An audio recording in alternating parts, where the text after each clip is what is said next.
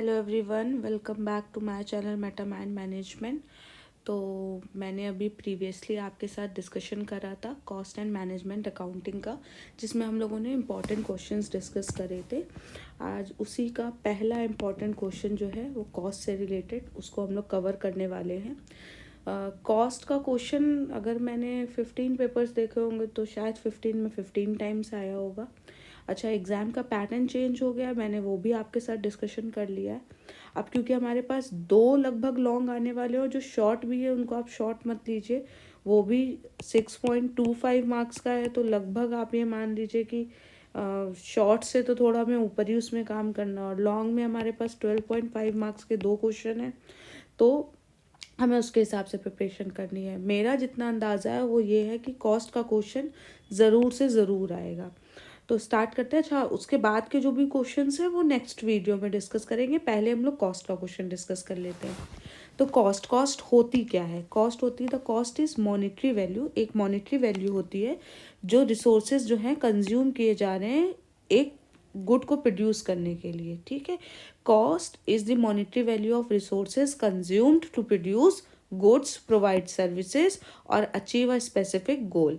किसी भी सर्विस को प्रोवाइड करने के लिए या किसी भी गुड को प्रोड्यूस करने के लिए जो भी रिसोर्स हमने लगाए हैं उन पे जो पैसा खर्च हुआ है उसको हम क्या बोलते हैं? कॉस्ट। बेसिकली कॉस्ट का मतलब होता है किसी भी प्रोडक्ट को बनाने में हमारी कितनी लागत आई है, उसको हम कॉस्ट बोलते हैं। एग्जाम्पल देख लेते हैं। For a bakery, the cost of flour, sugar, eggs use to bake bread is a direct cost. ये क्या है? डायरेक्ट कॉस्ट है। जितना भी पैसा हमारा किस में लगा, आटे में लगा, शुगर में लगा, एग में लगा, एक ब्रेड बनाने के लिए, उसको हम क्या बोलेंगे? डायरेक्ट कॉस्ट बोलेंगे।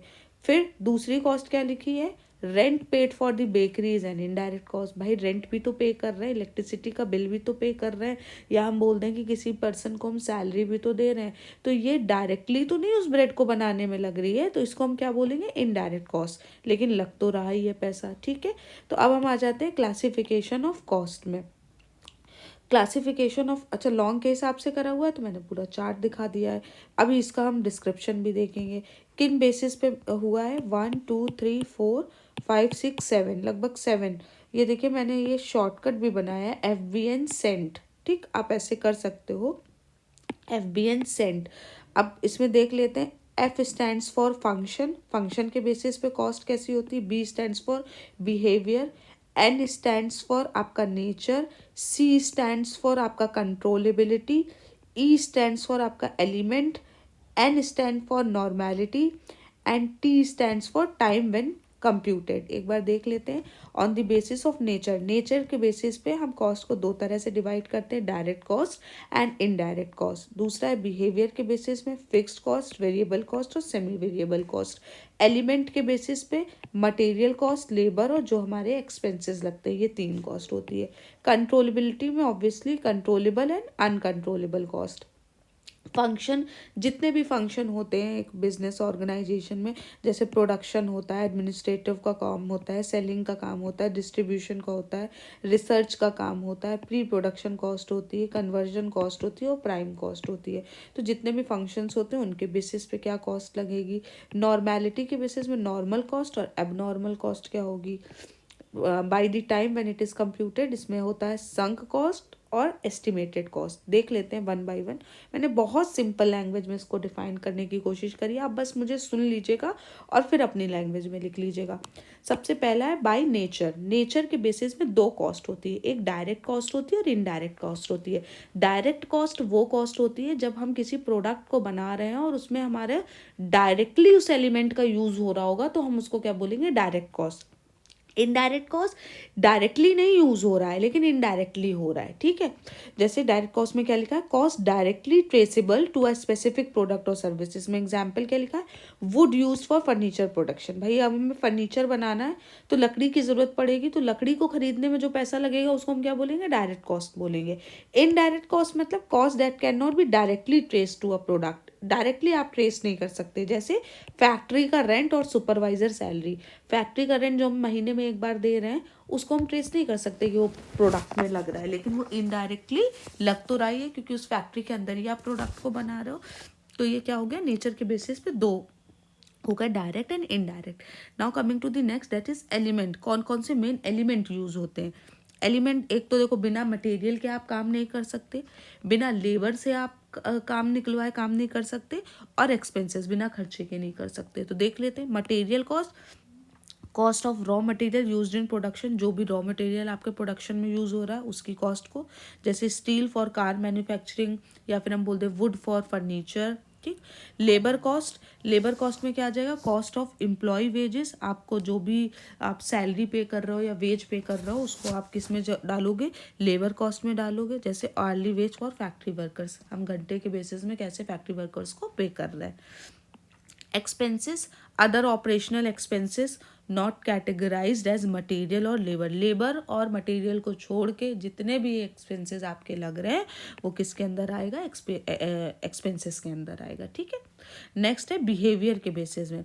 फिक्स्ड कॉस्ट होती है, वेरिएबल कॉस्ट होती है, सेमी वेरिएबल होती है। फिक्स्ड कॉस्ट कौन सी कॉस्ट होती है? फिक्स्ड कॉस्ट जो एक बार लग गई वो अब एक बार लग गई, that is not going to be change. जैसे आपने फैक्ट्री के लिए मशीन को खरीदा, तो मशीन एक बार खर्चा मशीन का लग गया, बार बार आपको खर्चा नहीं करना उसमें, तो वो क्या होगी? फिक्स्ड होगी।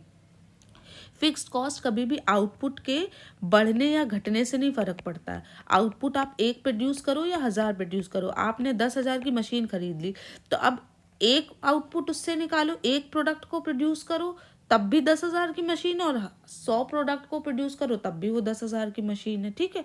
तो कॉस्ट दैट रिमेन कांस्टेंट, वो कॉस्ट जो कांस्टेंट रहती है रिगार्डलेस ऑफ प्रोडक्शन लेवल, आप कितना भी प्रोड्यूस कर रहे हो उसके बिना, ठीक, तो उसको हम क्या बोलते हैं? Fixed cost. जैसे मंथली रेंट, आप उसमें फैक्ट्री बंद कर दो पूरे महीने के लिए तब भी आपको अगर 10,000 रेंट है तो देना पड़ेगा, और आप पूरे महीने 24 घंटे फैक्ट्री चलो तब भी आपको 10,000 ही रेंट देना पड़ेगा। तो आउटपुट के बढ़ाने या घटाने पे जब कॉस्ट पे कोई फर्क नहीं पड़ता तो हम उसको क्या बोलते हैं?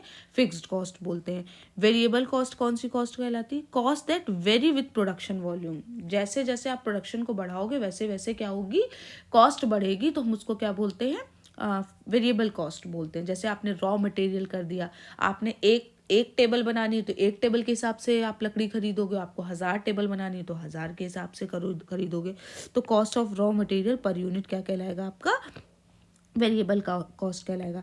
मैं इसका एक छोटा सा चार्ट बना के दिखा देती हूँ। जो फिक्स्ड कॉस्ट होता है उसका हमेशा ग्राफ ऐसा बनता है, एक पैरेलल स्टैंडर्ड कांस्टेंट लाइन बनती है। क्यों?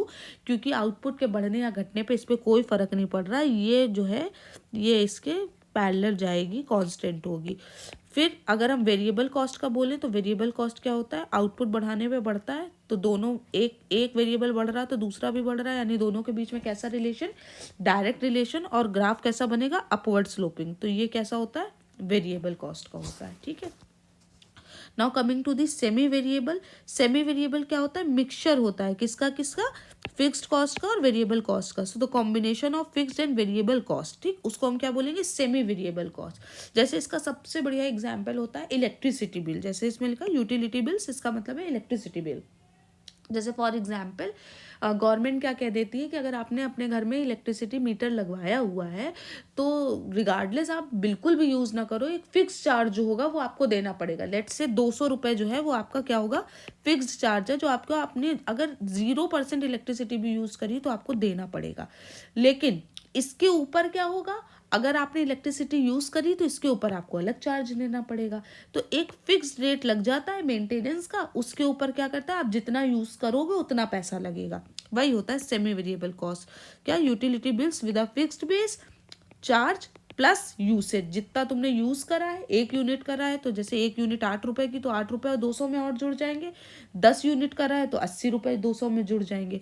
तो एक फिक्स्ड कॉस्ट भी है और इसमें एक वेरिएबल कॉस्ट भी है। तो ये क्या कहलाता है? आपका semi variable cost. Coming to the next, by controllability. Controllability में कंट्रोलेबल कॉस्ट और uncontrollable cost. Cost that can be managed by a department, जो एक डिपार्टमेंट मैनेज कर सकता है उसको कंट्रोलेबल बोलते हैं, जैसे ओवर टाइम वेजेस। फिर कॉस्ट बियॉन्ड मैनेजरियल कंट्रोल, जो कंट्रोल नहीं कर सकते, फॉर एग्जाम्पल टैक्सेस। गवर्नमेंट कितना टैक्स इम्पोज करेगी ये किसी भी ऑर्गेनाइजेशन को नहीं पता, तो ये क्या हो जाएगा? अनकंट्रोलेबल हो जाएगा। कमिंग टू दी फंक्शंस, जितने भी फंक्शन होते हैं, अब जैसे प्रोडक्शन कॉस्ट है तो कह रहा है cost related to manufacturing. Manufacturing में जो कॉस्ट लग रही है, जैसे डेप्रिसिएशन ऑफ मशीनरी, दूसरा कह रहा है एडमिनिस्ट्रेटिव कॉस्ट, जिसमें कह रहा है कि overhead for management and operation, जैसे हम ऑफिस को क्या देते हैं, सैलरी देते हैं, तो वो किस में आएगा, एडमिनिस्ट्रेटिव कॉस्ट आएगा। सेलिंग कॉस्ट में मार्केटिंग और सेलिंग प्रोडक्ट को सेल करने में जो कॉस्ट लग रही है यानी एडवर्टीजमेंट की कॉस्ट। फिर डिस्ट्रीब्यूशन के लिए फ्रेट चार्जेस, R&D के लिए आपने पहले कितना उसके लिए रिसर्च करा है तो expenses for research and development, prototype development cost इसमें आ जाएगा R&D में। प्री प्रोडक्शन कॉस्ट के लिए आपका इक्विपमेंट सेटअप का कॉस्ट आ जाएगा, ठीक, जो आपने प्रोडक्शन स्टार्ट करने के पहले जो कॉस्ट इनकर हुई है उसको हम प्री प्रोडक्शन कॉस्ट बोलेंगे। ऐसा नहीं है कि मैंने इतने टाइप लिख दिए तो इतने ही हो सकते हैं, और भी हो सकते हैं, जितने भी आपको फंक्शंस लग रहे हैं, ठीक, वो सब आप इसमें लिख सकते हो। प्राइम कॉस्ट देख लो, प्राइम कॉस्ट क्या होता है, total direct cost, material plus labour, पूरी डायरेक्ट कॉस्ट को मटेरियल और लेबर को मिला के हम क्या बोलते हैं, प्राइम कॉस्ट बोलते हैं। Now coming to the next, by time when it is computed, when computed क्या होता है, संक कॉस्ट होती है और एस्टिमेटेड। संक मतलब होता है डूबा हुआ पैसा, ठीक, तो cost already incurred and irreversible, जो पैसा ऑलरेडी लग चुका है और अब आप उसकी भरपाई नहीं कर सकते, वो अब इरिवर्सिबल है। यानी परचेज ऑफ आउटडेटेड मशीनरी, आपने क्या करा, एक आउटडेटेड मशीनरी को खरीद लिया, ठीक, तो अब ये पैसा लग चुका है और इरिवर्सिबल है, अब ये वापस नहीं जा सकता, ठीक। एस्टिमेटेड कॉस्ट, कॉस्ट आपने प्रोजेक्ट कराई, संक मतलब पास्ट में पैसा खर्च किया और वापस नहीं आ सकता अब, और एस्टिमेटेड मतलब फ्यूचर का तुमने पहले से ही निकाल लिया कि लगभग इतना रुपए मेरा खर्च होने वाला है। तो cost projected for future activities, future activities के लिए जो आपने कॉस्ट प्रोजेक्ट करा, एस्टिमेट करा, अंदाजा लगाया, उसको हम क्या बोलेंगे, estimated cost. Example, budgeted marketing expenses, हमने पहले ही बजट बना लिया कि इतना हमारा मार्केटिंग में पैसा खर्च होने वाला है। Coming to the next, that is normality. Normality में क्या आएगा, नॉर्मल कॉस्ट आएगा और एबनॉर्मल कॉस्ट आएगा। तो नॉर्मल कॉस्ट क्या होती है, cost expected in standard operation, एक स्टैंडर्ड ऑपरेशन में जितना पैसा लगने वाला है उसको हम क्या बोलते हैं, नॉर्मल कॉस्ट बोलते हैं। एबनॉर्मल कॉस्ट क्या होती है, अनएक्सपेक्टेड, जो तुमने एक्सपेक्ट ही नहीं करा, जो तुमने एक्सपेक्ट करा उसको नॉर्मल कॉस्ट बोलेंगे, एबनॉर्मल, अनएक्सपेक्टेड और नॉन रिकरिंग कॉस्ट। जैसे damage due to natural disaster, कोई नेचुरल डिजास्टर हो गई जिसकी वजह से क्या हो गया, आपको लॉस हो गया, डैमेज हो गया, तो वो क्या हो गई आपकी नॉर्मेलिटी के बेसिस में एबनॉर्मल कॉस्ट के अंडर आएगा। आई होप आपको ये 7 के 7 कॉस्ट के टाइप्स समझ में आ गए हो। मैंने बिल्कुल शॉर्ट में समझाने की कोशिश करी हो। If you want to know कोई भी detail description, let me know, otherwise मैं सेकेंड वीडियो में इसका सेकेंड पार्ट अपलोड करूँगी। Thank you very much.